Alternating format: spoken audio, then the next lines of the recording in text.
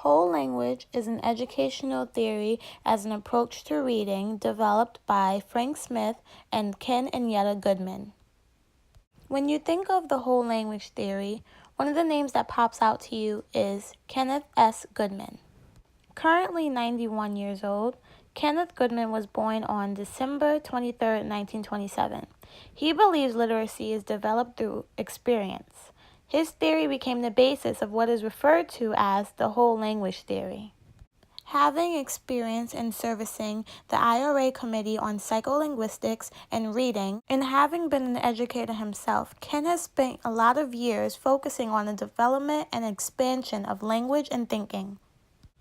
He has come to firmly believe that learning to read is the same as learning a language. It all comes with experience.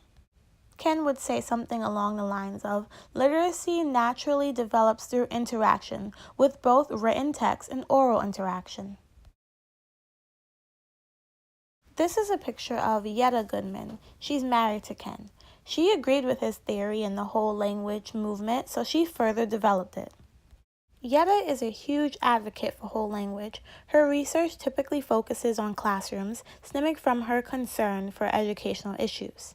She's known for her popularized term, kid watching. By this, Yetta means to encourage teachers to be professional observers of the language and learning development of their students. As we've seen before in work done by Yetta Goodman, children learn to read in many different ways.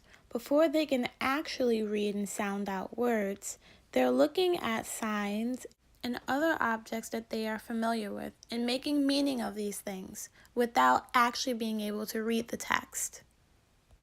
Quite like her husband, Yetta Goodman would say something along the lines of, there is no single road to literacy. Born in 1928 in England, Frank Smith is a psycholinguist who is a founder of the whole language theory along with the Goodmans. Now, Frank Smith knows a little bit about language. He was a reporter and editor for media publications in Europe and Australia. In 1967, he received a PhD in psycholinguistics from Harvard University. He's also held positions as professors in institutions in Canada, British Columbia, and even South Africa. Smith was a strong advocate for children learn by reading. He didn't believe in the sounding out technique that we are familiar with today. This technique uses phonics and not his whole language approach. With whole language, there's a focus on making meaning in reading and expressing meaning in writing as a whole.